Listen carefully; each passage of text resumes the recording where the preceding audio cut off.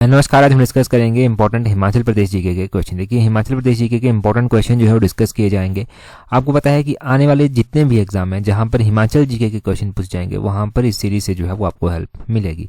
परंतु अभी एक लेटेस्ट अपडेट आपके लिए ये है कि एलाइड सर्विसेज, जिसका काफ़ी टाइम से आपको इंतजार था ना, उसकी वैकेंसीज कभी भी जो है वो कमीशन जो है वो निकाल सकता है, क्योंकि ऑलमोस्ट जो है वो चीज़ें तय हो चुकी हैं कि किस तरह से होना है। अगर कोई दिक्कत नहीं आती तो जल्दी ही वैकेंसीज आपको देखने को मिल जाएंगी एलाइड सर्विसेज की। और उसके लिए हमने बहुत पहले से ना एक टेस्ट सीरीज चला के रखी है। टेस्ट सीरीज का लिंक नीचे डिस्क्रिप्शन बॉक्स, कमेंट बॉक्स में दिया गया है। आप हमारे साथ वहां पर जुड़ सकते हैं। बहुत सारे लोग जुड़ चुके हैं टेस्ट सीरीज में, आप भी जुड़ सकते हैं अगर एलाइड सर्विसेज के लिए जो है वो सीरियसली तैयारी कर रहे हैं। तो नीचे डिस्क्रिप्शन बॉक्स में एलाइड सर्विसेज का टेस्ट सीरीज का लिंक आपको मिल जाएगा। क्वेश्चन नंबर 1 से डिस्कशन स्टार्ट करेंगे। बोलते हैं, around which year Russian painter Nicholas Roerich visit Naggar in Kullu district for the first time. तो बोलते हैं कि किस वर्ष के आसपास जो रशिया के एक चित्रकार थे निकोलस रोरिक, उन्होंने पहली बार जो था वो कुल्लू के नगर को जो था वो विजिट किया था। अब कुल्लू का नगर इसलिए स्पेशली मेंशन किया गया है कि जहां पर इन्होंने विजिट किया था नगर में, वहां पर एक गैलरी है जिसका नाम रखा गया है रोरिक आर्ट गैलरी। तो ये जो रोरिक आर्ट गैलरी है, ये जो है वो निकोलस रोरिक यहाँ पर रहते थे, उन्हीं के घर को जो है वो एक गैलरी के रूप में डेवलप किया गया है। पहली बार इनके द्वारा नगर जो था वो 1923 में विजिट किया गया था। ऑप्शन बी जो है वो सही आंसर है। अब 1923 में इनके द्वारा पहली बार जो है वो विजिट किया गया था। इनके बारे में क्वेश्चन बन सकते हैं। पहला क्वेश्चन बनता है कि निकोलस रोरिक आर्ट गैलरी कहाँ पर स्थित है। आपका आंसर होगा नगर। नगर कहाँ पर पड़ता है? कुल्लू में जो है वो पड़ता है। दूसरा क्वेश्चन हो सकता है कि निकोलस रोरिक जो था वो पेंटर थे, तो ये कौन सी कंट्री से संबंध रखते थे? ये रशिया से जो था वो संबंध रखते थे। रशियन एक पेंटर थे, ये आपने ध्यान रखना है। तीसरा क्वेश्चन इनकी पेंटिंग के बारे में बन जाता है कि कौन कौन सी इंपॉर्टेंट पेंटिंग्स थी। प्रीवियसली अगर आप देखेंगे ना तो कुछ पेंटिंग्स इनकी पूछी गई हैं एग्जाम में, खासकर एचएएस के एग्जाम में, या फिर यूं कहें मेंस के एग्जाम में भी। मेंस का एग्जाम पहले जो था ना वो लिखने के लिए भी आता था। एक क्वेश्चन दे दिया जाएगा और उसमें आपको लिखना होगा, एक ही आंसर लिखना होगा। अभी भी लिखने के लिए आता है, परंतु अभी डिटेल में लिखना होता है। उस टाइम ना थोड़ा सा लिमिटेड होता था। देखो, तीसरे में ना इनकी पेंटिंग्स पूछी जा सकती हैं। इनके द्वारा इंपॉर्टेंट जो काम किए गए हैं वो जो है पूछे जा सकते हैं। तो इनकी पेंटिंग्स में मुख्य रूप से आपने क्या क्या ध्यान रखनी है? इनकी पेंटिंग्स में आपने मुख्य रूप से ध्यान रखनी है द लास्ट एंजल करके एक पेंटिंग है इनकी किताब पूछी जाती है हिमालयज द अबॉर्ड ऑफ लाइट, ये भी ध्यान रखनी है। और एक हिमवत करके है, हिमवत करके भी आपने इनका काम एक ध्यान रखना है, ये भी एग्जाम में हो जाता है। तो हिमवत हो गया, हिमालयज अबॉर्ड ऑफ लाइट हो गया। एक इनकी पेंटिंग मैंने आपको बताई द लास्ट एंजल। इनकी पेंटिंग्स तो बहुत ज़्यादा है, मतलब बहुत ही ज़्यादा पेंटिंग्स हैं इनकी, तो हर एक का नाम तो याद नहीं रहेगा। एक दो हमने आपको बता दी, उनके नाम याद रखें। एक ड्रॉप ऑफ लाइफ भी इनकी पेंटिंग है। हाँ, ड्रॉप ऑफ लाइफ एग्जाम में पूछी गई थी। ड्रॉप ऑफ लाइफ ये पूछी गई थी एग्जाम में। ठीक है जी, ये आपने ध्यान रखनी है। और अभी आप और क्या ध्यान रखेंगे? आप ध्यान रखेंगे कि इनके पुत्र थे, एक इनके पुत्र थे, उनके द्वारा उन्होंने जो था वो इंडिया में शादी की थी, और इंडिया में उनके द्वारा देविका रानी के साथ जो था वो शादी की गई थी। देविका रानी एक एक्ट्रेस थी और ये पहली ऐसी महिला थी जिनको जो था वो दादा साहेब फाल्के पुरस्कार जो था वो दिया गया था। तो पूछा जाए दादा साहेब फाल्के पुरस्कार किसको दिया गया था? देविका रानी को जो था वो सबसे पहले दिया गया था। और देविका रानी ने ना यहाँ पर जो आर्ट गैलरी है उसको बनाने में या फिर उसको सरकार को हैंडओवर करने में काफ़ी अहम भूमिका जो था वो निभाई थी। अगला क्वेश्चन देखते हैं हमारे पास क्या है। बोलते हैं, what is reserved forest area in Chamba district in square kilometres इन 2019-2020। तो बोलते हैं चंबा की बात करते हैं कि 2019-20 का जो डाटा हमारे पास है उसके अकॉर्डिंग चंबा जिले में कितने वर्ग किलोमीटर में जो है वो आरक्षित बनाते हैं। यहाँ पर ध्यान रखने वाली बात जो है वो पूछा गया है यहाँ पर स्पेसिफिक रूप से रिजर्व्ड फॉरेस्ट क्या पूछा गया है? रिजर्व्ड यानी कि आरक्षित वन जो है वो यहाँ पर पूछे गए हैं और चंबा जिले के पूछे गए। तो चंबा जिले के जो आरक्षित वन है उनका आपने ध्यान रखना है। 374 स्क्वायर किलोमीटर एरिया में जो है ये फैले हुए हैं। अगर हम चंबा की बात करते हैं और हिमाचल की बात करते हैं तो आपने एक बात ध्यान रखनी है कि फॉरेस्ट को ना अलग अलग कैटेगरीज में डिवाइड किया गया। एक रिजर्व्ड फॉरेस्ट करके आ गया, एक डिमार्केटेड प्रोटेक्टेड फॉरेस्ट आ गया, एक अनडिमार्केटेड प्रोटेक्टेड फॉरेस्ट आ गया। तो आपने ध्यान रखना है कि अगर हम रिजर्व्ड फॉरेस्ट की बात करते हैं तो 374 स्क्वायर किलोमीटर जो है ये चंबा का आंकड़ा है। अगर हम बात करते हैं चंबा में डीमार्केटेड प्रोटेक्टेड फॉरेस्ट कितने हैं, इसको मैं DPF करके लिख रहा हूँ, डीमार्केटेड प्रोटेक्टेड फॉरेस्ट। तो ये है चंबा में 4566 स्क्वायर किलोमीटर, ये आपने ध्यान रखना है। अगर हम बात करते हैं अनडीमार्केटेड की, ये अनडिमार्केटेड प्रोटेक्टेड फॉरेस्ट जो है यहाँ पर कितने हैं वो है 572 स्क्वायर किलोमीटर, ये आपने ध्यान रखना है। और अगर हम बात करते हैं कि यहाँ पर अदर फॉरेस्ट कितने हैं तो 11 जो भी अदर कैटेगरीज बच गई वो आती हैं। और अगर टोटल की अगर हम बात करते हैं ना, इनका सारा टोटल जो एवरेज करके निकलेगा वो कितना है, वो है 5523 स्क्वायर किलोमीटर। तो ये सारा डाटा आपको पता होना चाहिए। अब एचएएस में क्वेश्चन पूछा गया था। एचएएस में क्या क्या क्वेश्चन पूछा गया था? एचएएस में मैच करने के लिए दे दिया गया था। तो एक तो चंबा का दिया गया था 374, आपने रिजर्व फॉरेस्ट यहाँ का ध्यान रखना है। एक वहाँ पर सिरमौर का दिया गया था, सिरमौर का था 1050, ये सिरमौर का है रिजर्व फॉरेस्ट, ये आपने ध्यान रखना है। एक लाहौल स्पीति का दिया गया था, लाहौल स्पीति का है 70, वो आपने ध्यान रखना है। एक दिया गया था कुल्लू का, कुल्लू का है 164। तो ये 4 आपको ध्यान होने चाहिए मुख्य रूप से। कौन कौन से? एक तो आपको ध्यान होना चाहिए चंबा, सिरमौर, लाहौल स्पीति, कुल्लू, क्योंकि ये पूछे गए थे एचएएस के एग्जाम में। दूसरा आपको यहाँ से ना जैसे हिमाचल प्रदेश की राजधानी शिमला में है, तो शिमला में है तो शिमला का डाटा पता होना चाहिए। 56 जो है वो 56 स्क्वायर किलोमीटर शिमला का डाटा है। कांगड़ा को टूरिज्म कैपिटल के रूप में विकसित करने की बात कह रहे हैं, तो कांगड़ा का जो है वो कितना है? कांगड़ा का 70 है, वो भी ध्यान रखना है। तो 4-5 डिस्ट्रिक्ट तो हमने कवर कर लिए। अब आप एक हल्का सा गैस एग्जाम में लगा पाएंगे। अगर यहाँ से पूछा गया तो 100% सही होगा, अगर आउट ऑफ सिलेबस ही पूछ लिया गया तो अलग बात है। अगला क्वेश्चन देखते हैं हमारे पास क्या दिया गया है अगले क्वेश्चन में बोलते हैं who was appointed the chief commissioner of Bilaspur part C state after its merger into Indian union in October 1948। Bilaspur की बात की जा रही है कि अक्टूबर 1948 में बिलासपुर भाग सी राज्य के भारतीय संघ में विलय होने के बाद उसका मुख्य आयुक्त किसको बनाया गया था? आपको पता है बिलासपुर 1948 में, जब 1948 में हिमाचल प्रदेश का गठन होता है तो बिलासपुर इनकार कर देता है कि भाई हम जो है वो नहीं जाएंगे हिमाचल प्रदेश में, हम अपना अलग से एक स्टेटस बना के रखेंगे और अलग से अपना एक स्टेट बनाकर रखेंगे। ठीक है, बिलासपुर की बात मान ली गई, परंतु यहाँ का जो जैसे चीफ कमिश्नर बनाया गया वो किसको बनाया गया? यहाँ का चीफ कमिश्नर यहाँ के जो लास्ट राजा थे ना आनंद चंद, उनको बनाया गया। ऑप्शन बी जो है वो सही आंसर है। राजा आनंद चंद यहाँ के अंतिम शासक थे जिनको यहाँ का चीफ कमिश्नर जो है वो बनाया जाता है। अगर हम उसी तरह बात करते हैं कि हिमाचल प्रदेश के कॉन्टेक्स्ट में हिमाचल प्रदेश के फर्स्ट चीफ कमिश्नर कौन थे, तो हिमाचल प्रदेश के फर्स्ट चीफ कमिश्नर आपसे पूछे जा सकते हैं कि कौन थे। तो फर्स्ट चीफ कमिश्नर थे हिमाचल प्रदेश के श्री NC मेहता, ये हिमाचल प्रदेश के थे। हम बात कर रहे हैं बिलासपुर की, तो वो थे राजा आनंद चंद। अब बिलासपुर के बारे में यहाँ से हम और भी जानते हैं क्वेश्चंस की किस तरह से बिलासपुर की पूरी बात है। देखो, बिलासपुर पहले कहलूर के नाम से जाना जाता था। राजा वीर चंद ने जो था वो कहलूर की स्थापना जो था वो की थी।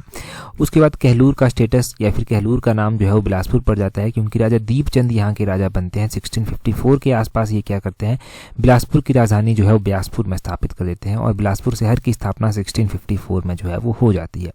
1654 में बिलासपुर की स्थापना जो है वो हो जाती है। फिर ये बिलासपुर के नाम से जाना जाने लगता है। उसके बाद बिलासपुर में अलग अलग घटनाक्रम होते हैं, जैसे कि यहाँ पर गोरखाओं को इनवाइट किया जाता है कि आप कांगड़ा के ऊपर आक्रमण करो। महानचंद वहाँ के शासक होते हैं। यहाँ पर 1857 का जब विद्रोह होता है तो राजा हीरा चंद ने अंग्रेजों को सहायता प्रदान जो था वो की थी। जब फर्स्ट वर्ल्ड वॉर होता है, पहला जो वर्ल्ड वॉर होता है, उस दौरान भी जो था वो यहाँ के शासकों के द्वारा जो था वो अंग्रेजों को सहायता प्रदान जो था वो करवाई गई थी। और उस टाइम यहाँ के राजा विजय चंद जो था वो हुआ करते थे प्रथम विश्व युद्ध के दौरान। अब राजा अनंत चंद जो था वो आपने ध्यान रखना है कि पहले बिलासपुर के जो था वो मुख्य आयुक्त जो था वो बने थे। और 1948 की बात है, लगभग 12 अक्टूबर 1948 को अनंत चंद को जो था बिलासपुर का पहला मुख्य आयुक्त जो था वो बनाया गया था। और बिलासपुर के जो दूसरे मुख्य आयुक्त बने थे श्री चंद छाबरा का नाम ध्यान रखना है आपने कि ये सेकंड जो था वो बने थे। यहाँ से ध्यान रखना है कि बाद में चलकर बिलासपुर को रियलाइज होता है कि अब उसको हिमाचल में मिलना पड़ेगा। तो 1 जुलाई का टाइम था, 1 जुलाई थी और 1954 था। जुलाई 1954 में बिलासपुर जो है वो हिमाचल प्रदेश में मिल जाता है और हिमाचल प्रदेश में टोटल जिलों की संख्या जो है वो 5 हो जाती है। फिर 6 नंबर का जिला जो है वो यहाँ पर आकर मिलता है 1960 में, जिसका नाम किन्नौर पड़ता है। चीनी तहसील से जो है वो अलग होता है, वो अलग से बात हो जाएगी जब किन्नौर की बात होगी। ठीक है जी, तो बिलासपुर का तो आपने लगभग जान लिया। अगला क्वेश्चन देखें, बोलते हैं in which year the people of Kumarsain and the Jubbal petitioned to the political agent against the system of begar. तो बोलते हैं कि कौन से वर्ष की बात है जब कुमारसेन और जुब्बल के लोग जो है वो बेगार प्रथा के खिलाफ जो है वो यहाँ का जो पॉलिटिकल एजेंट होता है उसके पास जो है वो याचिका दर्ज करते हैं, जाकर दायर करते हैं। देखो, बेगार की प्रथा कैसी थी, बेगार कहते हैं ना कि हम फालतू की बेगारें नहीं कर सकते यार किसी की। बेगार का मतलब ये है कि मुफ्त में जाकर ना काम करना पड़ता था। जैसे राजा हो गया या फिर कोई वहाँ का शासक हो गया, उसके घर में जाकर ना उसके महल में जाकर ना किसी एक व्यक्ति को ना परिवार से जाकर मुफ्त में काम करना पड़ता था, उसके कोई वेजेस नहीं दिए जाते थे, तो वो बेगार प्रथा कहलाती थी। अब कुमारसेन और जुब्बल के लोगों ने ना इसका विरोध किया, एक तरह से वहाँ के पॉलिटिकल एजेंट के पास जाकर याचिका दायर की और ये टाइम था 1939 का। ऑप्शन डी जो है वो सही आंसर है। 1939 में यहाँ के लोग जो है वो वहाँ पर जाकर याचिका जो है वो दायर करते हैं। अगर हम इन रियासतों के बारे में बात करते हैं कि इन रियासतों की स्थापना कौन करता है, किस तरह से इनके बारे में क्वेश्चन पूछे गए हैं, तो सबसे पहले हमारे पास यहाँ पर कुमारसेन रियासत है, उसके बाद जुब्बल रियासत है। कुमारसेन रियासत के बारे में क्वेश्चन पूछा जाता है कि इस रियासत की स्थापना जो था वो किसके द्वारा की गई थी। तो इस रियासत की स्थापना के बारे में ध्यान रखना है कि कुमारसेन रियासत की स्थापना जो था वो राजा किरात चंद के द्वारा जो था वो की गई थी। किरात सिंह भी इनको कहीं पर लिखा गया है। और एक और बात ध्यान रखनी है कि अगर हम जुब्बल रियासत की साथ में बात करते हैं कि जुब्बल रियासत की स्थापना जो था वो किसके द्वारा की गई थी। देखिए कि जो जुब्बल रियासत है ना, इसकी स्थापना की गई थी राजा करमचंद के द्वारा, और 1195 में जो था वो इसकी स्थापना की गई थी। राजा करमचंद के द्वारा इसकी स्थापना हुई थी। तो इनकी स्थापनाएं हमने सिर्फ जानी, हमने दूसरी ओर जाना कि यहाँ के लोगों के द्वारा जो था वो कब बेगार के खिलाफ जो था वो यहाँ के पॉलिटिकल एजेंट के साथ शिकायत की गई थी। दूसरी ओर ही हमें देखने को मिलता है कि 1939 में ही जो है वो प्रजामंडल भी स्थापित होते हैं, जैसे कि कुनिहार प्रजामंडल 1939 में जो है वो स्थापित होता है। सिरमौर में जो है वो प्रजामंडल 1939 को स्थापित कर दिया जाता है। उसी तरह देखने को मिलता है कि 1939 में जो था वो जो प्रेम प्रचारणी सभा धामी थी, जिसकी स्थापना 1937 में की गई थी, उसको भी जो है वो धामी रियासती प्रजामंडल में जो है वो बदल दिया जाता है। धामी रियासती प्रजामंडल में 1939 को उसको बदल दिया जाता है। और 1939 में ही जो था वो धामी में एक गोलीकांड भी होता है जो बहुत फेमस हुआ, जिसको धामी गोलीकांड के नाम से जो है वो जाना जाता है। तो ध्यान रखना है कि धामी गोलीकांड जो था वो कब हुआ था, 1939 में जो था वो हुआ था।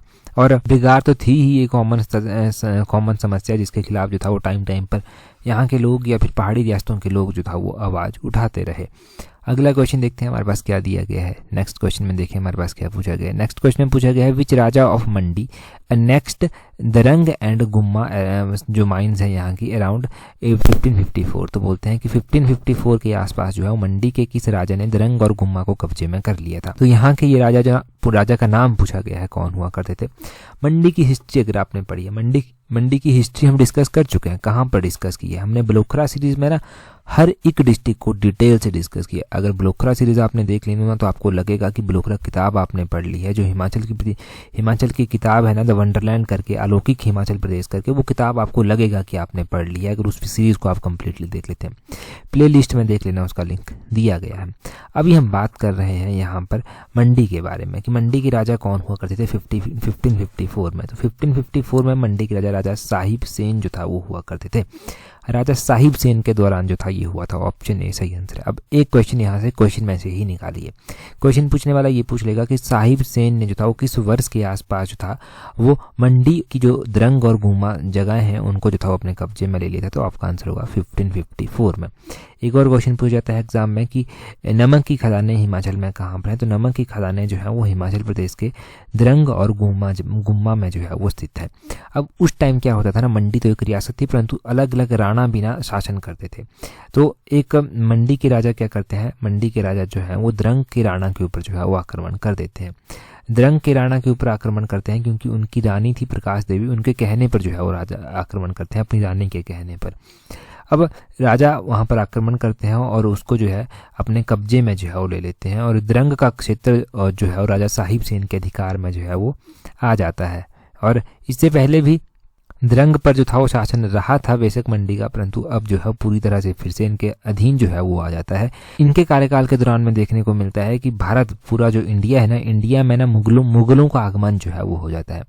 जो हुमायूं जो है वो सिकंदर सूरी को जो है वो परास्त कर देते हैं और फिर से जो है वो इंडिया पर तो आक्रमण करते हैं परंतु कांगड़ा की पहाड़ियों की ओर भी जो है वो धीरे धीरे बढ़ने लगते हैं ये लोग। मंडी का जो शासनकाल रहा ना, मंडी का जो राजा रहे अलग अलग, उनकी अलग अलग कहानियां रही। जैसे कि इससे पहले राजा अजबर सेन भी जो था वो हुए। तो ये क्या करते हैं, इनके कार्यकाल के दौरान जो है क्या कहा जाता है कि मंडी शहर की स्थापना की गई थी। इन्होंने जो था वो मंडी शहर में भूतनाथ मंदिर का निर्माण करवाया था और इनकी रानी थी जिनका नाम सुल्तान देवी था, उनके द्वारा जो था वो त्रिलोकीनाथ मंदिर जो था यहाँ पर बनवाया गया था, कहीं पर बटहुली नामक स्थान पर बनवाया गया था। काफ़ी अर्ली एज में जो था वो राजा का देहांत जो है वो हो जाता है। 35 ईयर के थे ये जब 1534 में जो था उनकी मृत्यु जो था वो हो गई थी। गिरिराज पत्रिका में हमने मांडे ऋषि के बारे में पढ़ा था। मांडे ऋषि के बारे में हमने पढ़ा था कि मंडी का नाम जो है वो यहीं से डिराइव किया गया था, मांडे ऋषि से जो है वो मंडी के जोड़ा जाता है। तो वो भी एक अलग से बात है। अगर हम पूरी तरह से बात करें कि मंडी के बारे में क्या क्या क्वेश्चन अभी तक एग्जाम में पूछे गए हैं, मंडी की स्थापना जो था वो किसके द्वारा की गई थी। मंडी रियासत की स्थापना बाहुसेन के द्वारा लगभग 1000 ईस्वी में जो था वो की गई थी। और मंडी रियासत की हम बात कर रहे हैं, बाहुसेन ने इसकी स्थापना की थी। और मंडी शहर की स्थापना करेंगे तो मंडी शहर की स्थापना राजा अजबर सेन के द्वारा लगभग 1527 में जो था वो की गई थी। और दूसरी ओर अगर हम बात करते हैं कि मंडी के कौन से राजा थे जो अकबर के समकालीन थे, वो राजा साहिब सेन थे। और राजा साहिब सेन ने ही जो था वो गुम्मा और द्रंग की साल्ट की माइंस को जो था वो अपने नियंत्रण में ले लिया था। दूसरी हम ये भी पढ़ते हैं कि मुगल जो कि शेरशाह सूरी के आक्रमण से जो था वो दब गए थे, हुमायूं जो है वो फिर से उनको हरा देता है और फिर से जो है वो इंडिया के ऊपर आक्रमण करता है, कांगड़ा की ओर बढ़ता है। तब तक उसका शासनकाल खत्म हो जाता है, उसका बेटा अकबर जो है वो बनता है और अकबर राजा साहिब सेन का समकालीन कहलाता है।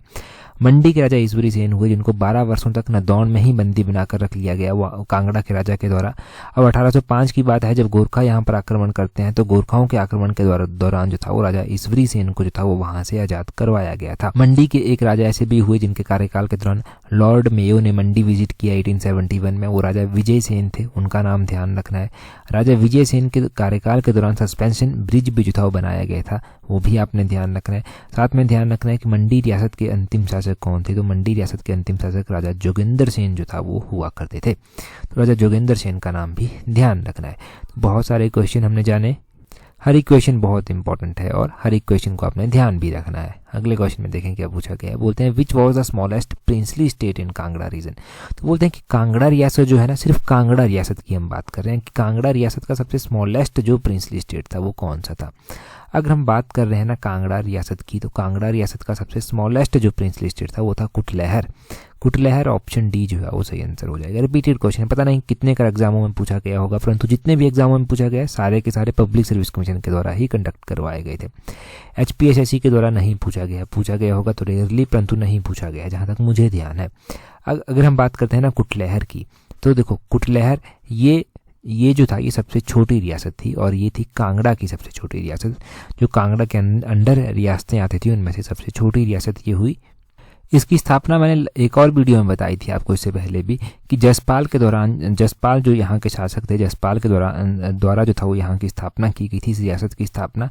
और यहाँ की राजधानी भी हमने पढ़ी थी, कोट कहलूर जो था वो यहाँ की राजधानी जो था वो हुआ करती थी। कोट कहलूर यहाँ की राजधानी रही। आपने एक और बात यहाँ के बारे में ध्यान रखनी है कि 1809 में सिखों के द्वारा जो था वो यहाँ पर कब्जा कर लिया गया था। 1809 में ये सिखों के अधीन जो था वो आ गई थी। कुटलैहर के राजा हुआ करते थे जिनका नाम राजा नारायण पाल था। 1825 में रणजीत सिंह से जो था वो इन्हें युद्ध भी करना पड़ा था। जो रणजीत सिंह थे, महाराजा रणजीत सिंह, उनके साथ इनको युद्ध करना पड़ा था। कोट वालवाह का एक फोर्ट था, कोट वालवाह का किला था जिसके लिए इनको युद्ध करना पड़ा था।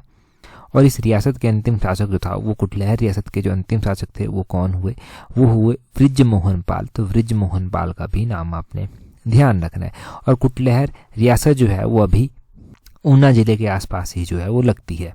तो कुटलैहर के बारे में क्या क्या जाना, यहाँ के संस्थापक कौन थे, यहाँ की राजधानी क्या थी, यहाँ के अंतिम शासक कौन थे, और यहाँ पर जो था वो कब जो था वो सिखों के द्वारा कब्जा कर लिया गया था। और दूसरी ओर आपने ध्यान रखा कि 1825 में यहाँ के जो शासक थे नारायण पाल, उनका युद्ध होता है रणजीत सिंह के साथ। कोट वालवाह के किले के लिए ये युद्ध करते हैं इनके साथ। यही सब इम्पोर्टेंट है, वो आपको ध्यान रखना है। देखो पीजीटी की तैयारी कर रहे हैं, पीजीटी पेपर 1, आपको पता है पीजीटी का पेपर कभी भी जो है वो अभी उसका शेड्यूल आ सकता है, क्योंकि पीजीटी पेपर 1 इतना इम्पोर्टेंट है कि बच्चे बहुत ज़्यादा लाइटली इसको सोच रहे हैं।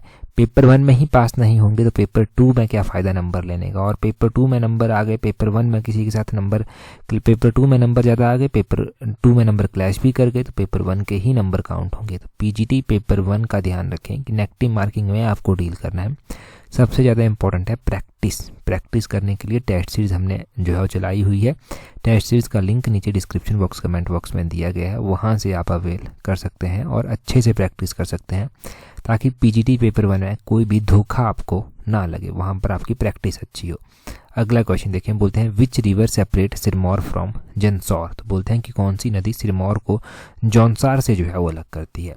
तो सिरमौर को जौनसार से जो है वो अलग करती है टॉन्स नदी। ये टॉन्स नदी है, ऑप्शन ए जो है वो सही आंसर होगा।